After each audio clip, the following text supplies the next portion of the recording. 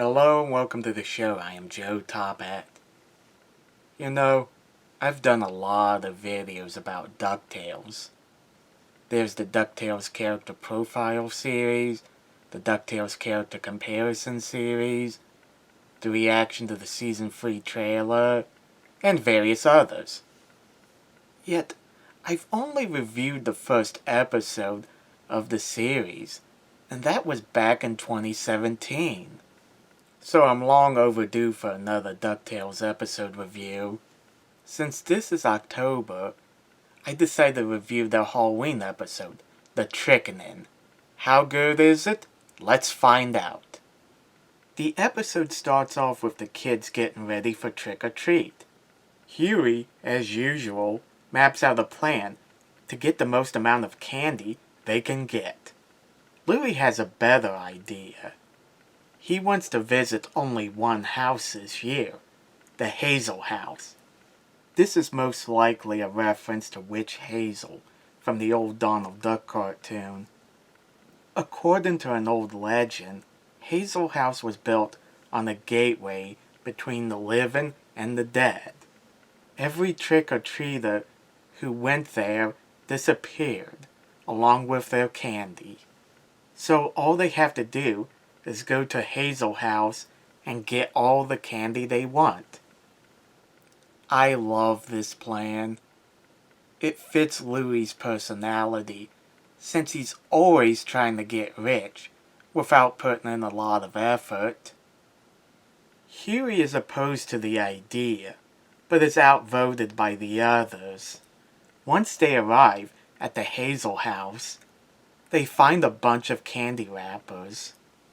This leads them to encounter famous horror movie monsters, such as Pennywise from It, Billy the Puppet from Saw, and Samara Morgan from The Ring.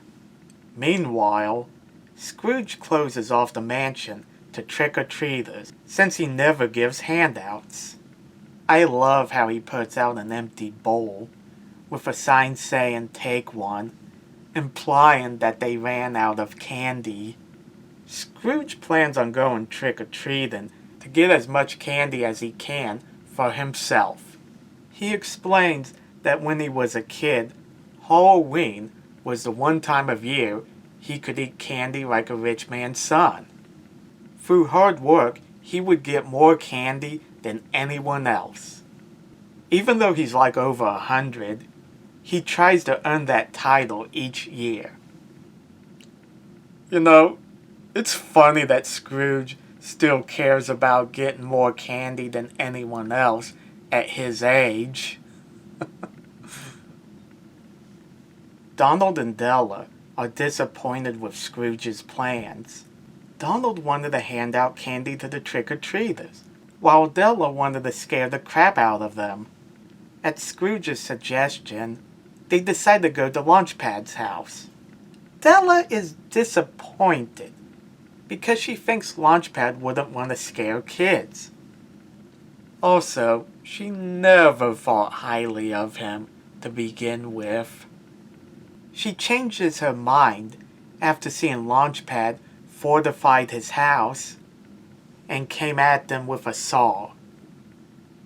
You see, Launchpad doesn't know anything about Halloween. When he was a kid, he read the ingredients from a candy wrapper he found at the Hazel House. He thought it was an ancient parchment with a spell on it. When he went outside, he saw everyone in their costumes and assumed he summoned monsters that appeared every year on October 31st. Does anyone else think when Launchpad was a kid, he looks like Tank from Darkwing Duck? There is no way this is a coincidence, given how the writers of the show are huge fans of the old cartoons. Anyway, Della loves the fact that Launchpad is ignorant of Halloween, for that means she gets to scare kids. Donald, on the other hand, thinks it's wrong, and that they should tell Launchpad. I have to side with Donald on this one. Launchpad could possibly hurt someone, since he's taken this so seriously.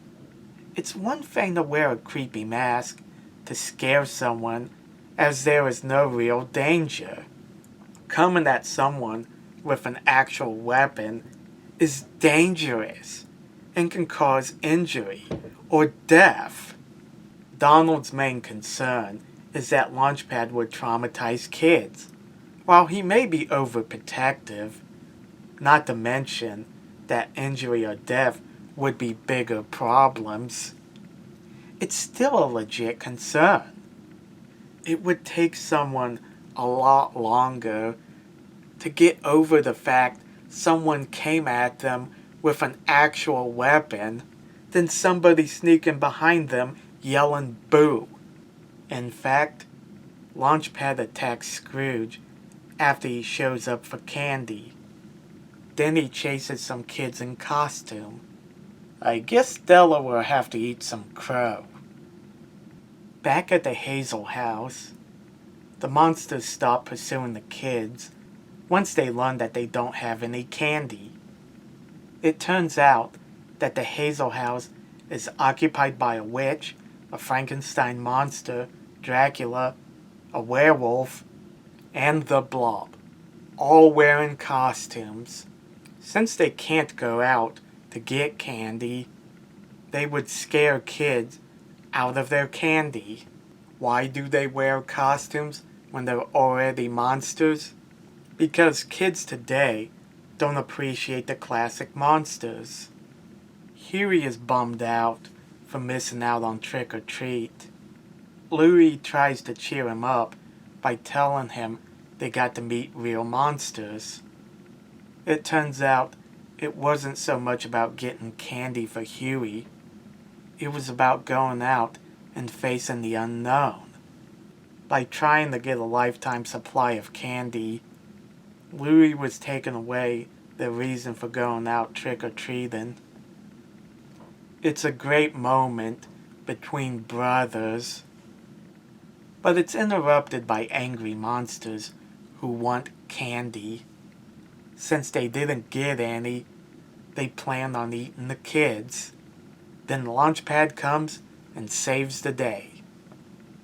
The episode ends where they explain Halloween to Launchpad. Scrooge opens up his mansion to both the monsters and trick-or-treaters. He's charging everyone admission, of course. The Trickening is a great Halloween episode. I love how everyone's Halloween plans fit their personality. Huey relying on careful planning, Louie trying to get one big score, Scrooge getting candy for himself, then later charging admission to get candy from him, Donald just wanting to hand out candy, while Della wants to scare everyone. I also love the costumes the characters wear. My favorites being Dewey as a pirate on vacation, Louie as Huey, Webby as a monster to blend in. Of course, she would know about the history of Halloween. But my number one favorite costumes are Donald and Della as an angel and devil. Having grown up watching old Donald Duck cartoons, it's hilarious to me that Donald is the angel. If you haven't seen The Trickening yet, check it out. Thanks for watching. Let me know in the comments section what you guys think, and don't forget to like and subscribe. See you later.